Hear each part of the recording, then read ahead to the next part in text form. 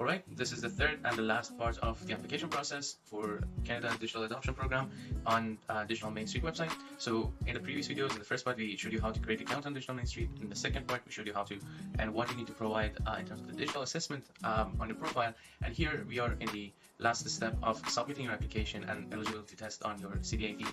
And the way after is that you're gonna hear back from them in case you get approved, and the rest of the program is set for you over here. So let's click on this one. So this is a one-page, very simple application form. It shouldn't take more than 10 minutes of your time, and this is going to be checking your eligibility and sending the request to Digital Main Street. So I'm not going to fill it out, I'm just going to show you what you need to provide. So basically these are some basic information about your contact. This is important part of it, which is about your company information. Just before I move forward with that, I just wanted to mention about these two items over here.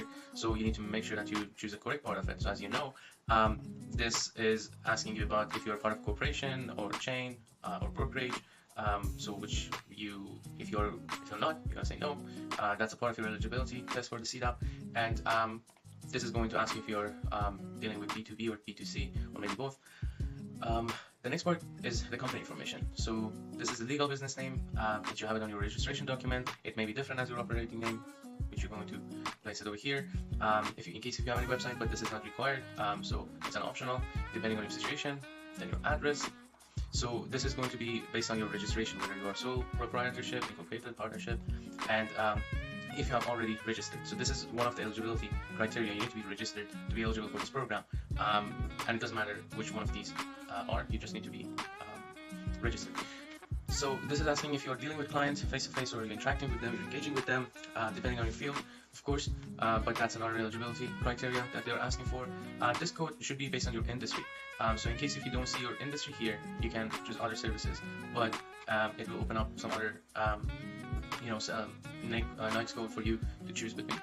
And another eligibility criteria is this part. So basically this program would like you to have either at least one employee, full-time, part-time.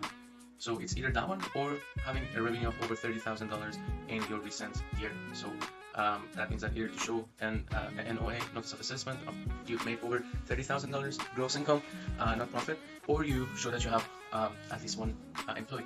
So the year that you officially started, so this is your CRA number or business number assigned to you after your registration.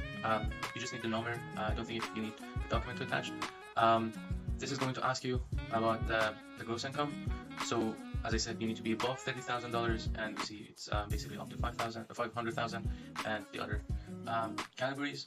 And if you have a square footage of location, if you have a location that you're providing your services to customers, clients, you can choose between this. And if you don't have, of course, you can change it to not applicable. So this part, you need to provide that article of incorporation document. So this is where you provide it. What you will not find, I guess, is a place that you need to provide your notice of assessment or any kind of document to show that you have made over $30,000, or your staff letters, the tax or the insurance you pay on them. So you will be asked after this application is submitted, you will be asked to provide those. So don't worry about that. But another part that is important over here is this one. You need to have a kind of plan. It doesn't mean that you have to have it started yet, which is, my recommendation is that do not start anything, do not start spending or investing money in your e-commerce plan, but only have a plan. So this program will only cover whatever will be started after receiving the approval. So for now, you just need to have a plan. It's either you have already come up with, or you talk with a digital advisor. You can talk with us, you can set up an appointment with us. There will be no charge for coming up with a plan or suggestion for you that meets your need, but you will need to have some sort of plan to mention how you're going to use that grant to grow your business online, to have your e-commerce and help your business running better. And that's a required part of this application. And then diversity and inclusion, based on your situation and your business, you can choose any of these. And please make sure that you will read through all this information so you would know what you are signing up for. You would know what kind of responsibility you will have after this. You need to keep the plan, keep working on it for a certain period of time after receiving the approval, and also getting the refund. You need to have that plan ongoing for a certain amount of time. And again, this is the eligibility as they're saying, either one employee or 30,000 in annual revenue. So basically here you'll select based on your situation. You either have a payroll, sure, you can provide that, that will meet this requirement. or you have recently started, you don't still have the filing for the first year of your tax, so you can click on this, you can provide the information that they will ask you, or basically it will be the CRA notice of assessment if you have it for last year, and in case if you have none of these, you will be not eligible.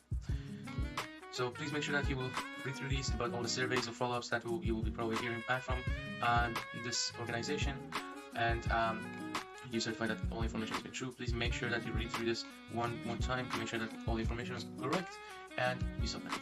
Good luck with your grant.